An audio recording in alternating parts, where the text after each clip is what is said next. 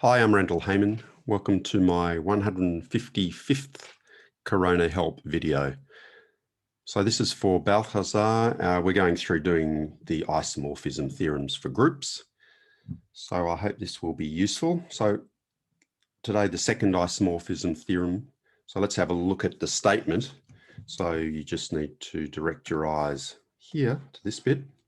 Let H be a subgroup of G and let N be a normal subgroup of G. So at this stage, let's pause for a sec. You need to understand what a normal subgroup is. I've got videos on all of this stuff, subgroups, normal subgroups, quotient rings, the whole bit. So if you don't understand what a normal subgroup is, you're going to have trouble with this isomorphism theorem. I suggest you have a look at my video or videos that might be on normal subgroups. Not terribly difficult, but important because here N has to be a normal subgroup. I just point out also, as we're going through, just in terms of assisting you with remembering these isomorphism theorems, the first isomorphism theorem had no actual requirement in the statement of the theorem for a normal subgroup. This one, the second one, has the requirement of one subgroup being normal, that's N, and in the third isomorphism theorem, then there's a requirement for two of the subgroups to be normal. So that may help you. Okay, and let's go back to the statement. So it's saying then here, I'm here now, saying that if all those things are satisfied above, then Hn quotiented out by N is isomorphic to H quotiented out by H intersection N. Okay, so let's just do some on the side here. Hn, it's just equal to the set Hn, where H is an element of H and N is an element of N. Now here, the group operation is sort of loosely represented by multiplication here. But in the example I'm going to do, it's going to be addition. So in that case, you could see it like that, I suppose, which is equal to H plus N, H being an element of H, N being an element of N. So it's all the addition of all of the terms. Okay, so let's get rid of that.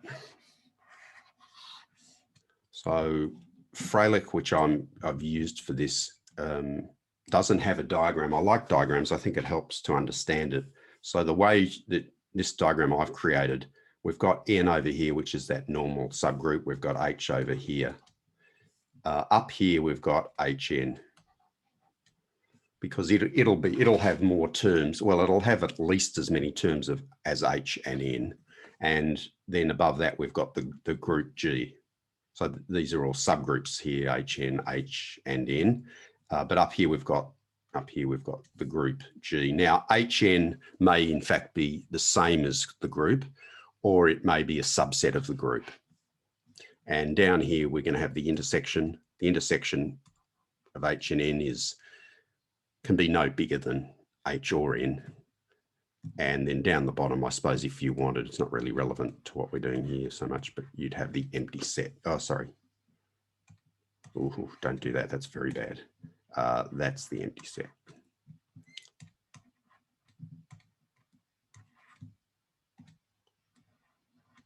So a little tip for you with examiners, they really hate. You can draw the empty set as that, or you can actually draw an empty set like that, but don't do that. That's the set that consists of one element, and that element is the empty set. So you don't want that. Okay. So that's a nice diagram. I think that can help you work it through. Now, let's actually go to green. So if we now create these quotient groups, this one is Hn quotiented out by N. And this one here, when we use these two things, we'll get H quotiented out by H intersection N. Okay. And what this is saying, this theorem is saying that this is isomorphic to this.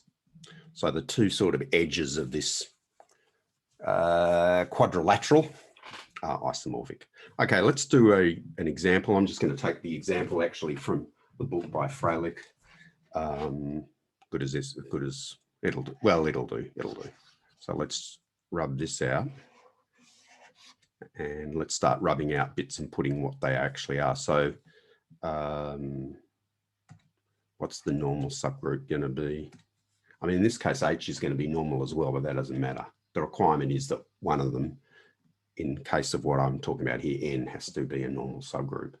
So let's, N is going to be, so actually I might do this in red, N, and this is going to be the triple, the set of triples with integer coefficients, but with the requirement that the first one is a 0. So here, example would be the triple 0, -2, 5. Okay, now let's go to H, and H is going to equal, what would you, what's he got for H? He's got Z, okay, he's got Z times this. So this is all the triples that have a 0 at the end. So an example would be 100, -10, 0. Okay, what about HN up here? So let's rub out HN, and we're going to write HN. HN is equal to, so if we take H and N, and in this case it's addition, so we're adding them. If you added up every element of H and every element of N, you're going to actually get this Z times Z times Z. Example 1, 2, 7. And of course, G is also up here. It's the same. So this is the case where HN is actually equal to the group that we're talking about. Okay. Now, what about the intersection down here? What's the intersection of H and N? Well, if you look at it, you'll see that the common triples in H and N are, so this would be 0, set 0 times Z, the integers times 0. So the only elements, so here, well, here's an example of an element. An example would be 0, -37, 0. That's it, both in H and N. Okay, now let's get the green pen out and let's try and put all this together. I might just rub this out now because it's going to interrupt my line here. Okay, so let's write up here what's HN. If you don't understand quotient groups, I don't have time really to go through it in this. I've got videos on quotient groups. It's quite a complex idea, but once you get the hang of it, it's not too bad. And so I like to think of it, given that you understand everything about N, how would you explain HN? And you can see that really HN only differs from N in that first position of the triple. And so really, this is, I'll write it out properly, well, a representation of it properly. If we had this, we would have our first, we would have this equivalence class here would be, say, the set -1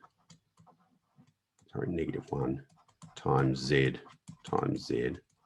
That is probably the most natural representative of that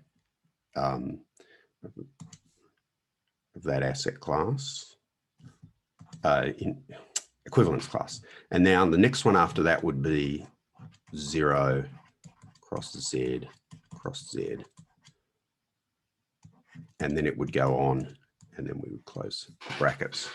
So now this is equivalent, isomorphic. If you think about this, the only thing that's changing is that first position. And so we could easily just relabel it as being Z. It's isomorphic to Z. Now what happens over here, let me just get rid of this out of the way, And we'll see a similar story here. So let's now work on H intersection N. And if you look at H intersection N here, you can see we've got 0, then an integer, then 0. And here we've got an integer and an integer and then 0. And so really the only thing that's changed is that first position. And so essentially this will also be isomorphic to Z, the set of integers. So what we can see here is here, if we look here, we can see that the first thing, this is isomorphic to the integers. And if we direct our eyes here, we can see that the second thing, this H quotient, H intersection N, is also isomorphic to the integers. And so the two must be isomorphic. In other words, this must be isomorphic to this.